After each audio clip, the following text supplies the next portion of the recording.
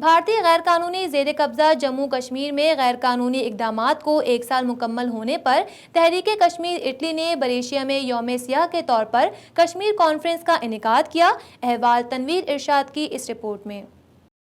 Conference میں اطالوی سیاستدانوں، انسانی حقوق کی تنظیموں، یونیورسٹیوں کے اساتذہ، طلباء، میڈیا سمیت زندگی کے مختلف شعبوں سے تعلق رکھنے والے افراد نے شرکت کی۔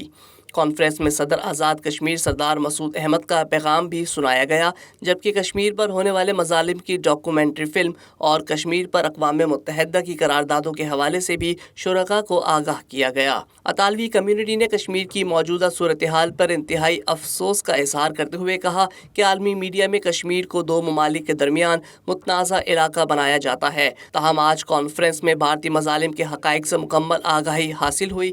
مقررین نے کہا کہ دنیا میں امن و سلامتی اور انسانیت کے لیے لازمی ہے کہ تمام افراد و قوموں کو ان کا حق خود ارادیت دیا جائے۔ کشمیریوں کو بھی یہ حق حاصل ہونا چاہیے کہ وہ اپنے مستقبل کا فیصلہ خود کر سکیں۔ انہوں نے کہا کہ آج اس کانفرنس سے جو آگاہی فراہم ہوئی ہے وہ اس پر ضرور آواز اٹھائیں گے اور یورپی پارلیمنٹ میں کشمیریوں کی نہ صرف آواز بنیں گے بلکہ ہر فورم پر ان کے لیے آواز اٹھائیں گے۔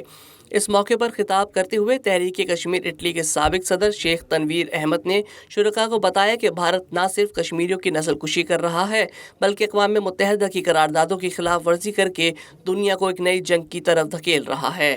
انہوں نے اطالوی کمیونٹی سے مطالبہ کیا کہ یورپی پارلیمنٹ میں اس وقت اٹلی کے سب سے زیادہ اراکین موجود ہیں اور وہ مسئلہ کشمیر کے پرامن حل اور بھارت کو اقوام متحدہ کی قراردادوں پر عمل درآمد کرنے کے لیے اپنے اراکین کے ذریعے دباؤ بڑھائیں۔